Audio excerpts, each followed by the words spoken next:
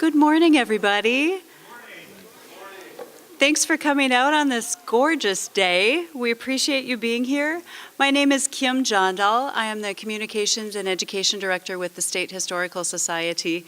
And welcome. We're so glad you're with us today at TALK 2015, a Human Rights Conference.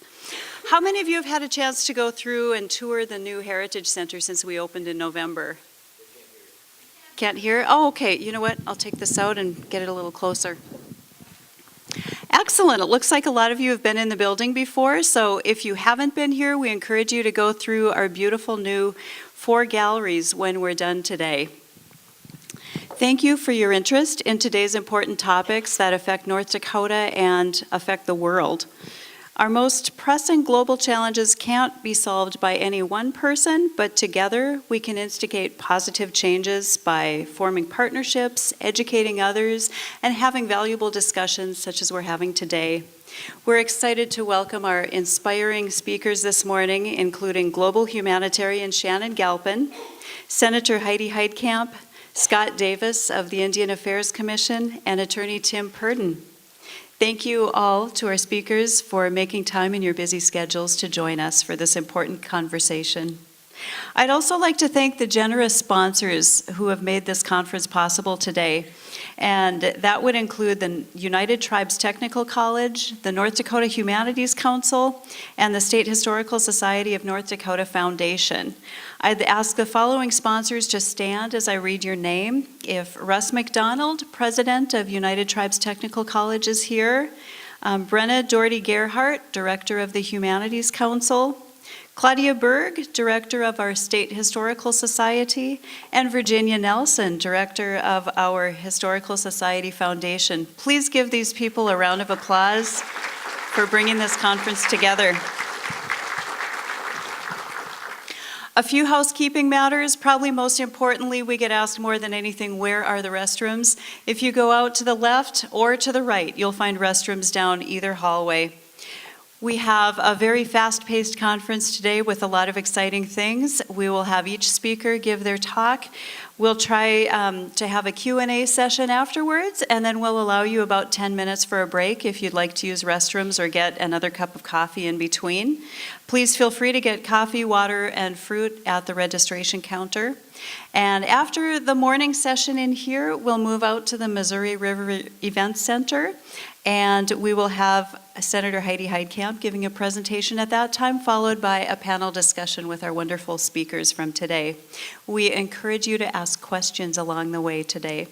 And please fill out your evaluation forms that are inside your packet that you received when you came in. Your input on those evaluation forms really is critical to helping us determine future programming, and we really appreciate your thoughts. Also, please take a look at your bulletin that shows you some upcoming programs that we're hosting here. We have a whole variety of everything from some great national historic films coming in to a free Cat Perkins concert to a West River Winds concert coming up. So there's something for everyone, and we invite you to join us for those programs. This building has been and continues to be, with the expansion, a neutral, safe place where ideas can be explored in a thoughtful way and where we can share opinions on all sides of the issues. So please feel free to share your voice today as we take this incredible human rights journey. Again, thanks for being here, and it is my privilege to welcome our first speaker, Tim Purdon. Tim was with us as a speaker in 2013 at our Governor's History Conference, and we are delighted to have him with us here again today. Tim has a 20-year track record in private practice and in public service as a passionate champion for his clients. The essence of who Tim is as an attorney was captured in 2011 by an editorial page of his hometown newspaper. The Bismarck Tribune wrote that Tim's efforts confirm Purdon's passion and seriousness about trying to make a difference for those less fortunate, for the voices of so many that have been muted for years. Tim recently joined Robbins Kaplan LLP. Prior to that, he served as North Dakota's U.S. Attorney from 2010 to 2015. In that role, he was North Dakota's chief federal law enforcement official with responsibility for prosecuting federal crimes in North Dakota and defending the United States in civil litigation. Tim placed special emphasis on increasing public safety on the American Indian reservations and on working with law enforcement partners to counter the new threats from organized crime that emerged as a result of the oil boom. In 2007 and 2009, Tim was named a Great Plains super lawyer by Minnesota Law and Politics magazine. And in 2014, Attorney General Eric Holder tapped Tim to be a member of the Attorney General's Advisory Committee. In 2013, Tim was appointed chair of the Attorney General's Native American Issues Subcommittee, representing the Department of Justice in testimony before the U.S. Senate Committee on Indian Affairs. When Tim left the Justice Department, Attorney General Eric Holder stated that Tim Purdon has been an outstanding U.S. attorney, a fierce advocate for the people of North Dakota, and a strong leader whose efforts to improve public safety in Indian country have made a profound difference and touched countless lives. Today, Tim will be educating all of us about human trafficking issues in North Dakota, the legal challenges, and potential solutions to this growing problem. Ladies and gentlemen, please help me give a warm welcome to Tim Purdon.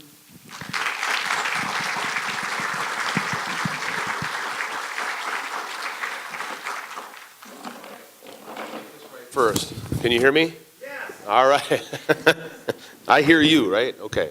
Good morning, everybody. Thank you, Kim. Thank you for asking me back and to be part of your great programming that the Historical Society does. It's a great honor for me to get up. I see a future for myself of fewer and fewer opportunities to come and talk to people in large groups like this. When you're the U.S. Attorney, you get lots of invitations like this. As a private citizen, I'm afraid they may dwindle, so I'm going to relish every one of them, and I'm going to relish this one particularly.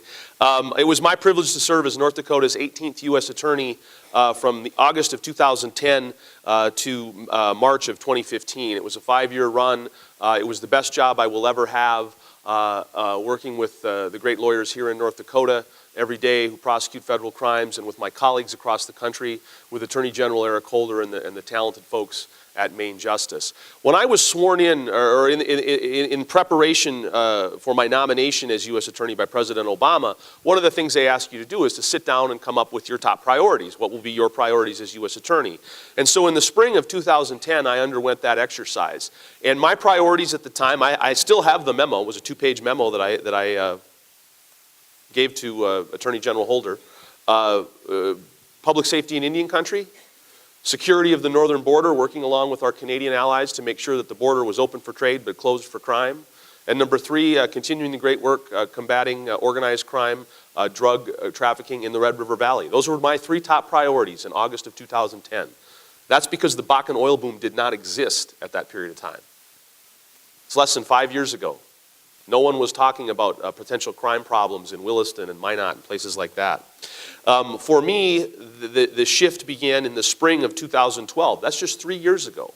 That spring, we had a series of meetings. We convened a series of meetings, one in Denver, Colorado, where we brought in the national FBI and a lot of national federal law enforcement, some local law enforcement. Attorney General Stenjum, the BCI were there. We had a 3-day meeting to talk about what happens in an oil boom in terms of crime. And about 2 months later, we convened a meeting in Glasgow, Montana. The U.S. Attorney from Montana, the Montana Attorney General, myself, Attorney General Stenjum in Glasgow, and brought in, there were over 125 local law enforcement officers there talking about what they were seeing in their communities. And what they were seeing is that they were being, to use their words, overwhelmed by crime, by new crime. And that's simply because the population was going crazy. There was a study done by the North Dakota State University that it was called Policing the Patch. You should read it if you haven't. It's available online. They talked about the increase in the calls for service in these small local law enforcement agencies. The Watford City Police Department in 2006 had 41 calls for service. 2006, Watford City Police Department, 41 calls for service. In 2011, they had 3,938. So when you start to think about that level of calls and police, the local law enforcement was telling us that spring that they were becoming 100% reactive. They were no longer able to proactively protect the communities. They were simply running from DUI call to bar fight to domestic violence, and they needed more resources. They didn't have the manpower to deal with this. We hypothesized at that point, the attorney generals, the U.S. attorneys, the FBI, that what we were going to see was be a shift, that the number of people increasing, the type of, the fact that you had young folks with a great deal of money in their pocket that were moving into some of these communities in western North Dakota, that we were going to see a shift and that there was going to be an opportunity for organized crime to move into western North Dakota in a way it had never moved in before. And when I say the organized crime, people think, well, I'm talking about the Gambinos. I mean, what do I mean? I mean enterprises that are dedicated to making money through illegal means. It can be motorcycle gangs, it can be Mexican cartels, it can be a group of knuckleheads who decide to come together and buy some meth and sell it on the street. And we predicted we'd see an increase in organized drug trafficking, and we predicted we'd see an increase in organized human trafficking. And that's the first time that we sort of started talking about human trafficking as a threat in western North Dakota. And at that point, in the spring of 2012, we identified it as a potential threat. Now, certainly prostitution has existed forever, and it's existed forever in North Dakota as well. And what we were talking about here, though, the definition to make it a federal crime of human trafficking is someone who's forced into prostitution by force, fraud, or coercion. A human being is, through force, fraud, or coercion, forcing another human being to engage in commercial sex. It's the trafficker in this situation is the person that you all probably have heard referred to as the pimp. Okay? You have the pimp, you have the prostitute, and then you have the buyer of commercial sex. Those are the three players in a commercial sex and a human trafficking scenario.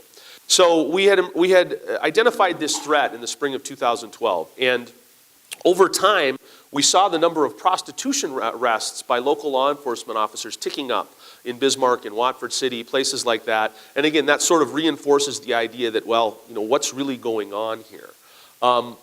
I was hesitant to start talking about human trafficking at that time, say summer of 2012, early 2013, as a problem, because people were going to say to me, well, where are the arrests? Where are the convictions of human traffickers? And that's fair. I mean, human trafficking can attract a lot of attention when you start talking about it. And I wanted to be sure before I got out front on this, because I didn't want to be accused.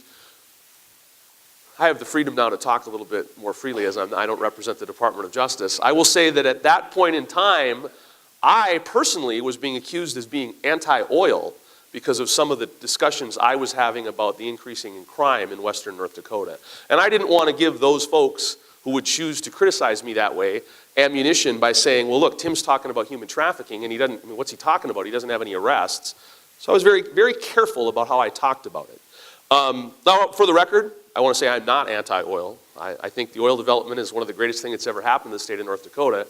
I think that with oil development comes challenges, like an increase in crime, and the question is, how are we managing those things?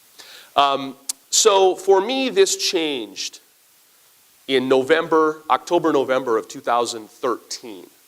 So that's a little over a year ago. We had decided, in cooperation with Wayne Stenjum and the North Dakota Bureau of Criminal Investigation, the Homeland Security Investigations, there's a lot of acronyms in the federal government, but within the Department of Homeland Security, you've got Customs and Border Protection that keep our borders safe, and within that organization you have the Homeland Security Investigations. They're the detectives for that branch of the federal government, and they work with us on child exploitation cases. Child pornography, they are our investigators. We decided to set up a sting operation in Williston, and we put an ad on Backpage that alluded to the fact that there was that the poster of the message had a woman available for commercial sex. And when someone would dial the number or text the number to try and arrange commercial sex, the law enforcement officer who was posing as the pimp would quickly say, I have a 14-year-old for sale. I have a 14-year-old that you can arrange to have commercial sex with, within the first 2 or 3 back and forth message exchanges. That weekend in Williston, we arrested 3 people who showed up at a hotel room with the expectation that they were going to have commercial sex with a 14-year-old girl. I thought that was, 3 people seemed like a lot to me in a weekend in Williston, North Dakota. And so we said, well, and we'd kind of worked the bugs out and now had a system in place to repeat this sting operation, and we did. About a month later, we repeated it in Dickinson. And I got a call Sunday night from one of my AUSAs, and I'll never forget. I mean, I normally don't get calls from my AUSAs. They're more than capable of doing their jobs without my input. But I got a call Sunday night, and it was my AUSA who was in charge of this thing. He said, "I just want to call you because this is going to be in the newspapers tomorrow." We had to shut the operation down because we ran out of jail space in Dickinson. We arrested 11 people on a Friday night and into Saturday who thought that the best way to spend the weekend would be on Backpage and try and arrange commercial sex with a 14-year-old girl. 11 people in Dickinson. I was, I mean, I don't want to say I was stunned. I mean, I knew that this could be a problem, right? But as I think about the word, it was a very sobering moment for me. Because if you have that level of demand for commercial sex with little girls, you're going to have supply. I mean, I went to this, I took Econ 101 at the State College of Science in Wahpeton, and even I know that that's what you're going to have. So I said to myself, okay, wait, what are we going to do here? We've got to have a plan to address this. So that December, I brought, my office has an annual meeting every December. We get all the lawyers together, and we spend a couple days together talking strategy and that sort of thing. And so I invited to come to our meeting a man named John Choi. John is the state's attorney, the county attorney in Ramsey County, Minnesota, which is St. Paul, Minnesota. And John has been a leader in the prosecutor community in terms of human trafficking. John was instrumental in getting the Minnesota legislature to pass their safe harbor law, the uniform law that mandates that victims of human trafficking are treated as victims and not charged with prostitution or adjudicated delinquent in juvenile court. So John came up to our office and spent the morning with our prosecutors and brought up his team from Ramsey County, and they went through how you build these cases, because the goal for the federal government, for the U.S. Attorney's Office, is to indict traffickers. The Johns, the prostitutes, well again, the prostitutes, if they're being trafficked, should be treated as victims. They shouldn't be being indicted at all. But in terms of long term, we wanted to build the infrastructure so that we could target those folks that were making money, that were in the business of selling other people. And we realized we had a lot of work to do, because one of the big keys to that process of building cases against traffickers is having a support system in place for the victims. If you're a 16-year-old girl or a 22-year-old woman and you're being trafficked, your trafficker is supplying you every day with food, water, clothing, shelter, support. And if we remove you from that person, we have to replace those services, or you're not going to help us. I mean, people have to eat. People have to have a place to stay. And I don't run a shelter at the U.S. Attorney's Office for victims of human trafficking. I don't have the budget for that. I don't have the facilities for that. Somebody else has to do that. And that piece did not exist in North Dakota in the fall of 2013. It simply didn't exist. So we hit upon a three-pronged strategy to address the issue. We were going to continue our sting operations like the ones we'd done in Williston and Dickinson. It was called Operation Vigilant Guardian, and we agreed that we would continue those sorts of stings. And that was one, because we wanted to attack the demand. Besides addressing the supply, we also wanted to attack the demand. I want folks, when they're on Backpage in Dickinson, looking at potentially arranging for commercial sex, I want them to think, maybe this isn't a pimp, maybe this is Rob Fontenot from North Dakota BCI on the computer. That's deterrence. I want them to think that. So we were going to continue the sting operations. We were going to build the infrastructure in my office to prosecute traffickers. We were going to get training, and we were going to make a dedicated effort to build cases against traffickers. And third, even though this isn't really a prosecutorial function, we realized that we had to treat these trafficking victims as victims. And that meant we needed to help build the infrastructure for victim support. And at that point, so that was December of 2014, we launched this effort. And since then, through the efforts, I think, really of 4 women, that piece about victim services has really come a long way. And we're talking about a little over a year ago. In the last year, we've really come a long way. I want to talk about these 4 women. The first is Jennifer Poole, who was an assistant United States attorney in my office. Jennifer took it upon herself to be the force for change in the community in Fargo and a little bit in the western North Dakota as well, to go to the existing social service organization, homeless shelters, youth works, advocacy groups, and say, there is this problem. We are going to have these victims. We can't put, I had the woman who runs the domestic violence shelter in Dickinson say, I know I have human trafficking victims in my shelter. And I want to help them, but I'm equipped to deal with women who are victims of domestic violence. I have these trafficking victims in. Their traffickers are coming into my shelter trying to get them back into life. She said, at one point, one of the women left and took 2 of the other women with her. That's less than ideal, right? I mean, and that's not her fault. She's a domestic violence advocate. This is a completely different kettle of fish. So Jennifer really spearheaded the efforts in our office to jumpstart the social service community in the Red River Valley to talk about the need for additional resources. Another woman is a woman named Wendy Lizenko. About the same time that we were running our sting operation in Dickinson, by happenstance, Wendy Lizenko had gotten in her car and driven to the oil patch. Wendy is a survivor, a human trafficking victim herself, a survivor of that experience, who has been working in advocacy and victim services since she got out of the life. And she had heard about North Dakota's oil boom, and so she simply got into her car and drove to Williston to get a lay of the land and was going to come back and report to her organization about what they could do. She hasn't left. She got here to northwest North Dakota, saw the needs on the ground, saw the need for victim services, set up shop in Williston. Her organization is called For Her North Dakota. And Wendy has, over the last year, been providing on-the-ground support for victims of human trafficking. I'm going to talk a little bit about a case we were involved with Wendy that never would have happened without her assistance. She's also been a great spokesman and advocate for this issue, for the need for additional resources.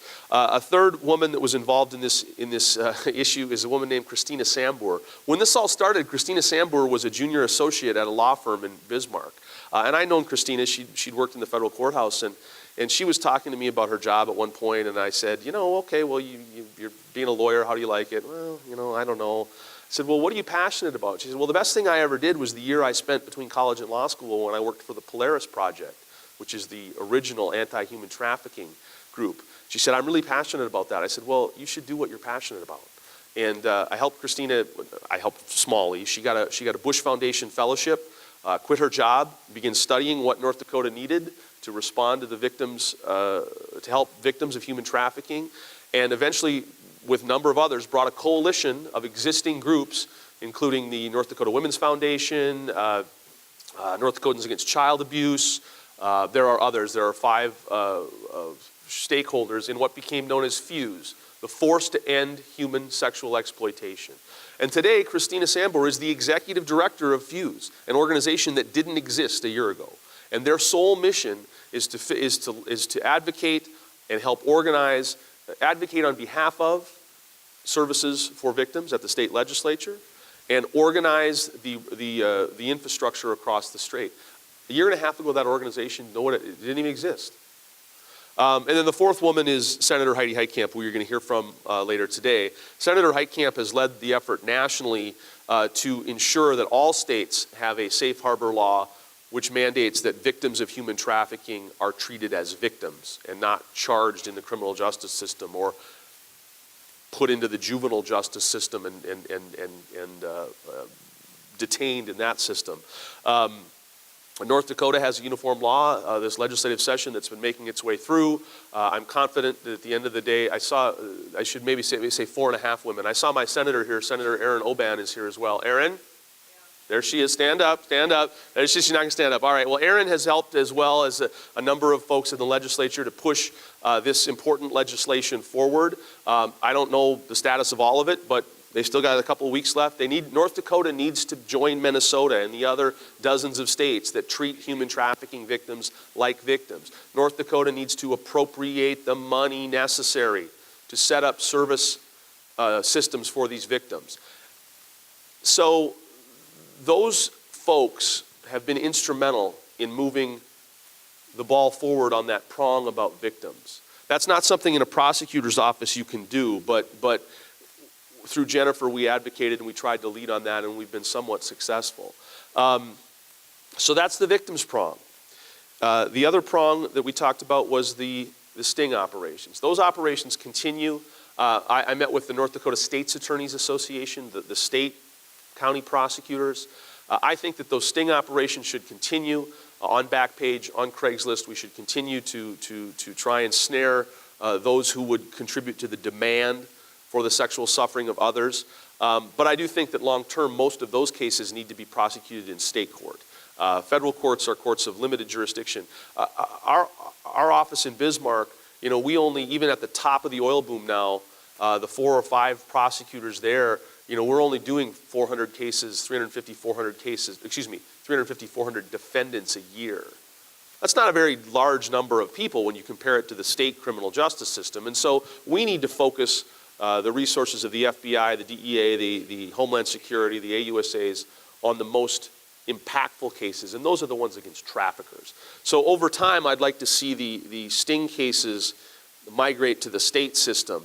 The 14 people that were arrested under Operation Vigilant Guardian, a couple of them cases were dismissed and they were recharged in state court.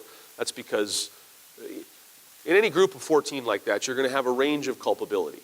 Okay, some of maybe the less culpable folks were folks that had no criminal record and were very, very young themselves.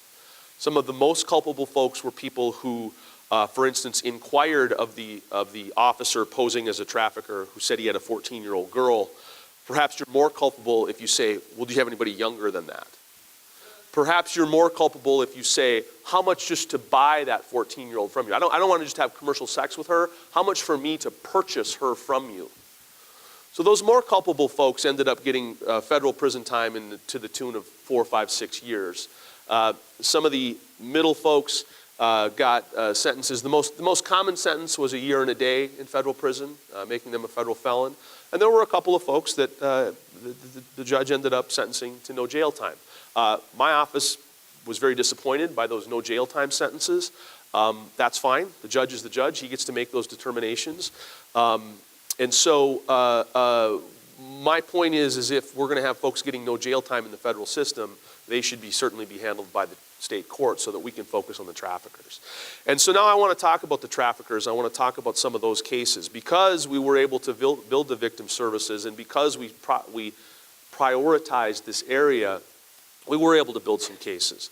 The first case I want to talk about is Lach Tran and Trina Nguyen. They both have recently pled guilty to human trafficking. This is a very interesting story, and make sure I get the dates right here.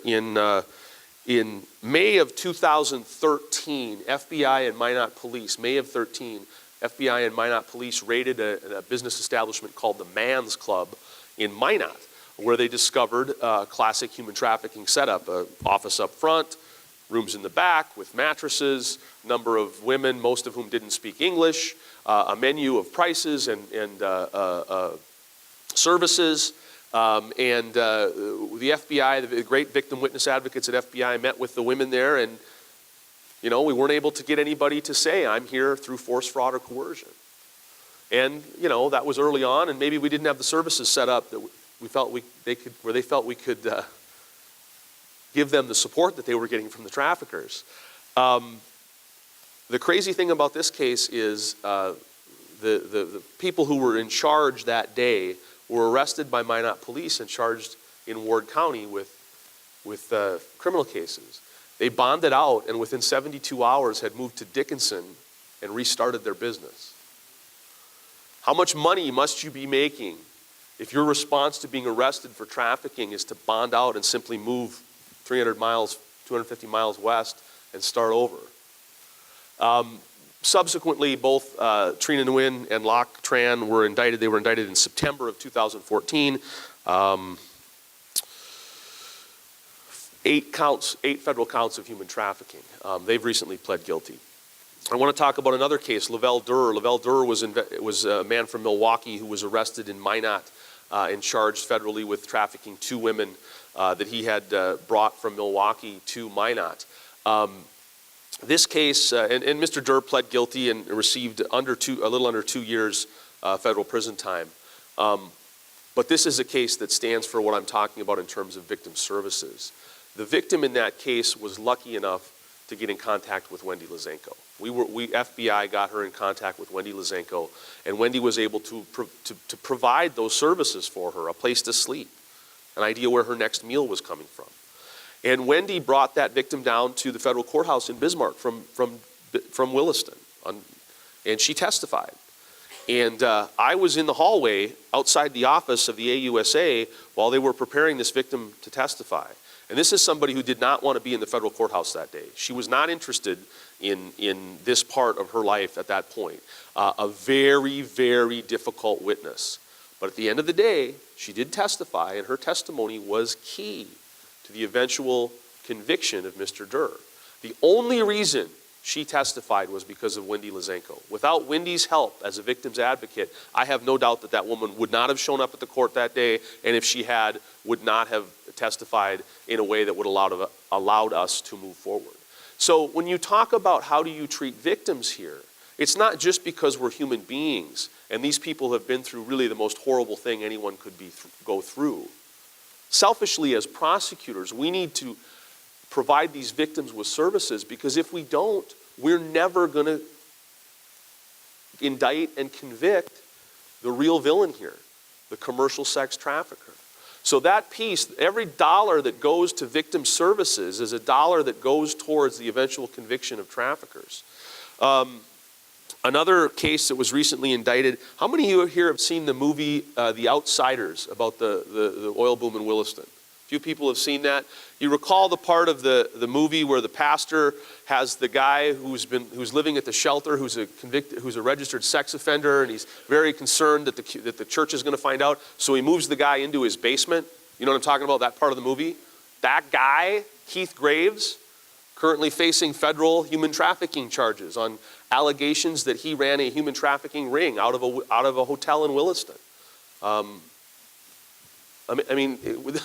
I keep coming back to the idea that this is Williston, North Dakota. This is a small town, right? This is one of our hometowns. And we're dealing with big city crime problems there. And then, just recently in the paper, and this was after I left as U.S. Attorney, so all I know about this is what I read in the newspaper. I see that a woman was arrested in Las Vegas on allegations that she basically grabbed a young woman in Las Vegas, taken her to Minot, and had been trafficking her out of a hotel room in Minot. So the change here, and I want to talk about one thing before I get to my conclusion. I've still got a little time. What's changed here is in North Dakota is the influx of population, and we're dealing with that change. But the other change that's driving the human trafficking surge is technology. It's the internet. It used to be very difficult to find someone, it used to be more difficult to find someone to purchase commercial sex from. James Comey, the director of the FBI, describes it like this. He says that the internet can really is a paradigm shift for all criminal activity. And the only thing comparable in history is the advent of the interstate highway system and the automobile. And he says, remember, John Dillinger could strike with lightning speed in one state and rob a bank and quickly be across the state border to another state to continue his criminal rampage, and thus the need for a national police force, the Federal Bureau of Investigation. That was a paradigm shift. The same thing is happening now with the internet, obviously over the last 10 years. The internet has changed the way criminals deliver whatever it is they're trying to sell you. And even in my life, I see, my daughter and her access to the internet, and I see my neighbors so worried that when their kid walks from Highland Acres School home, that they're going to be abducted by a stranger, right? Everyone's scared of that. That almost never happens, but everyone is really scared of that.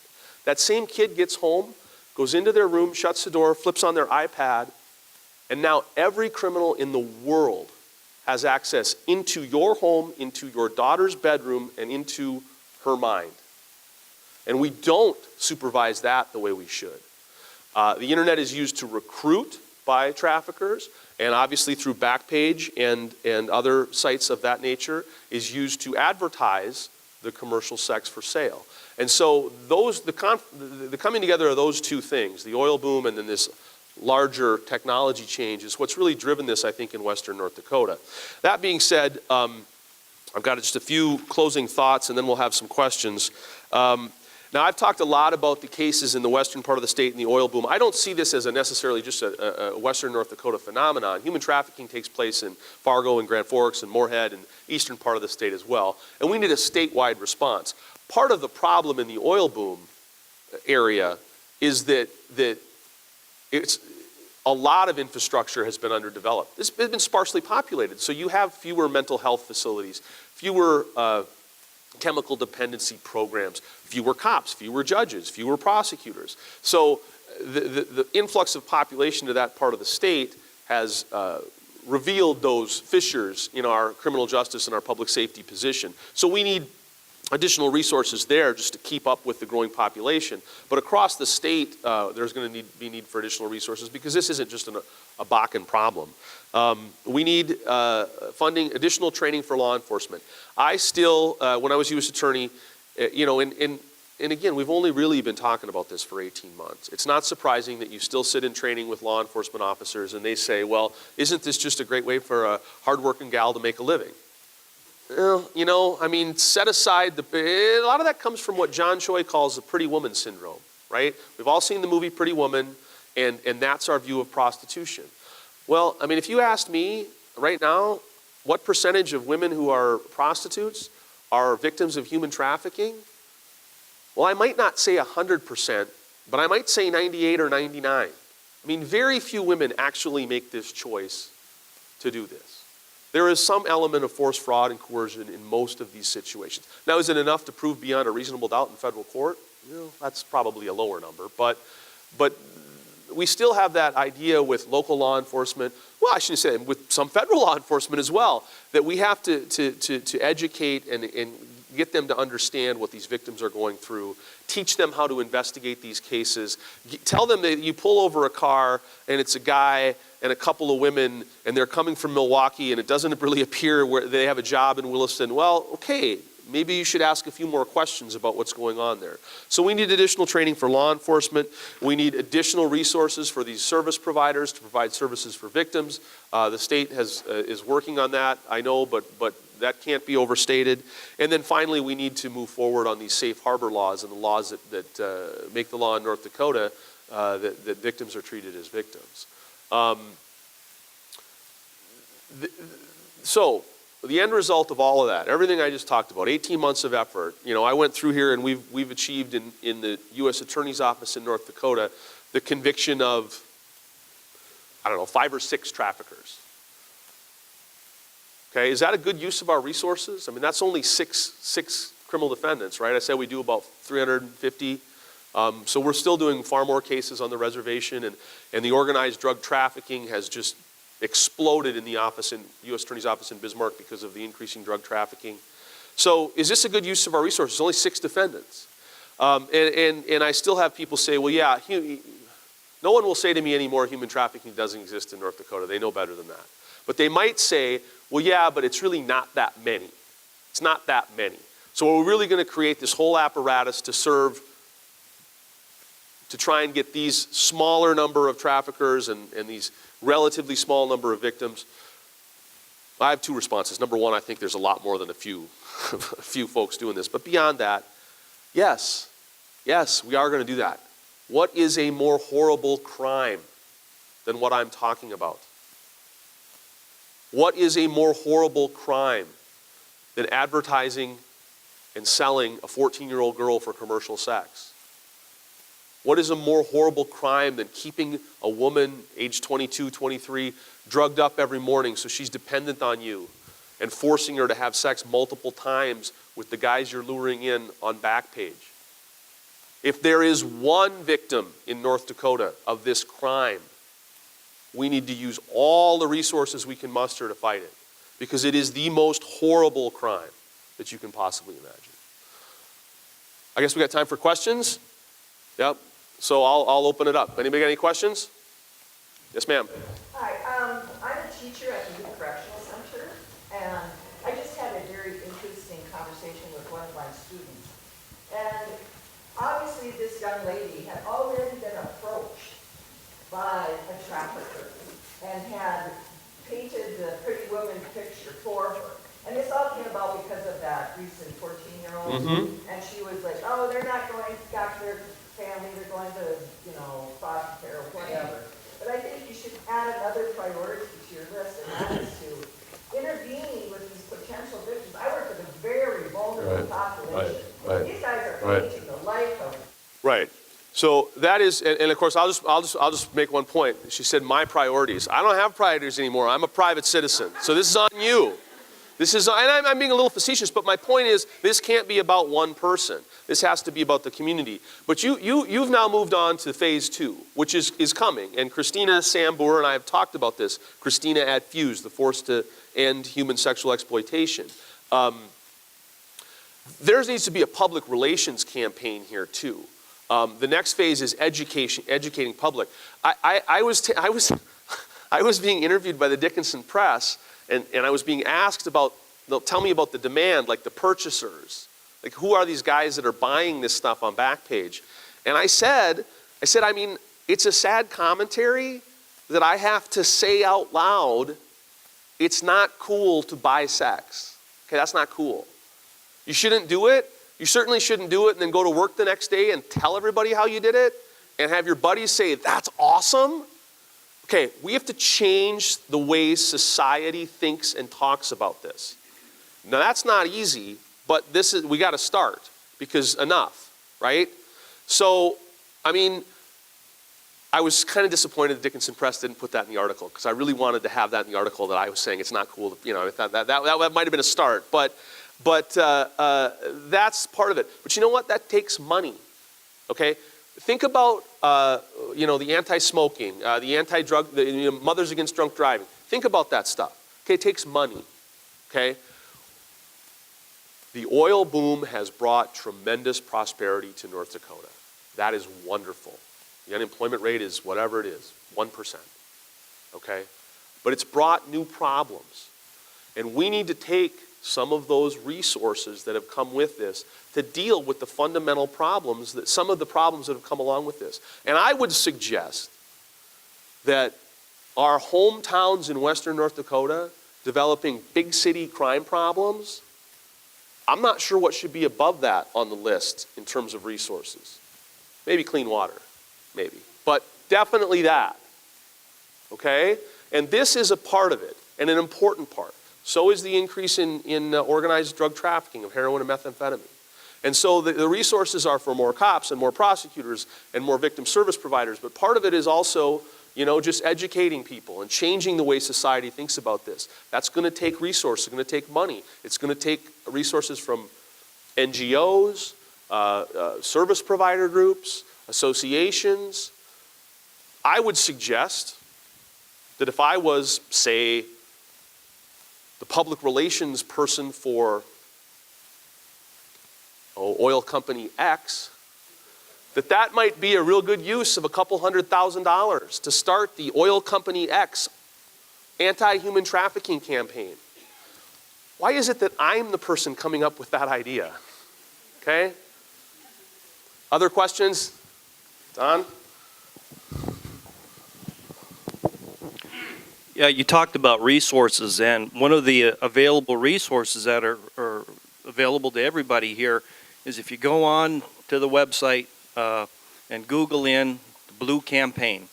It's a Homeland Security program to educate on this very same subject, and I know that obviously you're here to get this information now, but I'm just surprised how many people are just not aware of how much of this is going on in our own state. And in order for us to really combat this, we need to be involved in it more so than what we are right now. Yeah.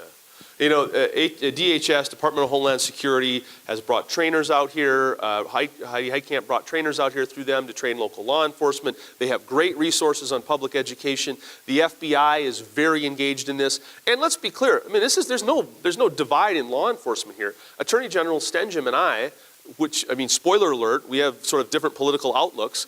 We've been joined at the hip on this from the beginning. North Dakota BCI has been a huge leader in this. They've requested, But they're at the legislature requesting more money for more agents to do more of this. And they should get that money. See, I used to not be able to say that. I could say everything except that they should get that money. Now I can say that. It's very freeing. Very freeing. Anything else in the back? And this goes on, and if you could see some of the things I see, you would not believe. You would think I'm making them up. The legislature would not pass a bill because they said the oil company won't give them the money or something. I'm really not quite sure. Anyway, Fargo wants to have a nurse that just to take care of rape victims, Right. somebody who is okay, and they wouldn't give her the money. They wouldn't give them the money. Why not? What is most important? Why that person who has been raped has absolutely, like you said, have destroyed their lives. Some of them can come back, some of them cannot. Why cannot we, you go to the legislature and tell them why. Why cannot we go to the legislature and tell them? I'm very familiar with the issue you're talking about. If I was a member of the legislature, I would have voted differently. All that being said, I'm not a member of the legislature. And for the last 5 years, I've been very, very operating under strict Department of Justice guidelines as to what I can say and what I can't say. And I feel like this morning I've already given you a flavor of what I'm trying to say here, and I don't want to get into this too deeply because, you know, in the middle of a legislative session, things can get spun up out of context and all that sort of stuff. I mean, I will say this specifically. With more people comes more crime. And the response is you need more cops, but you also need more prosecutors, more judges, more jail cells, more chemical dependency programs, more probation officers. You need all of that. If you want our hometowns in western North Dakota to remain places, they're great places to work right now. They're fantastic places to work. But if you want them to remain places that are also fantastic places to raise your family, then you've got to invest in public safety infrastructure. More question over here. Oh, we've got one back here, I guess. Go ahead. Just curious if you would know the bill number on that safe harbor bill that the legislature is having difficulty sorting out. 2107. Senate Bill 2107. Senate Bill 2107. Thank you. I think we're done. I'm not going anywhere. I'll be around at the break. I'm here all day. You want to come and talk to me, that's fine. I think we're done with questions. We got to move on, right? Or not? We can take one more, One and then more, we're okay. also having a panel discussion at the lunch, so we can talk with Tim a little more I tell later. you what, I tell you what, let's break.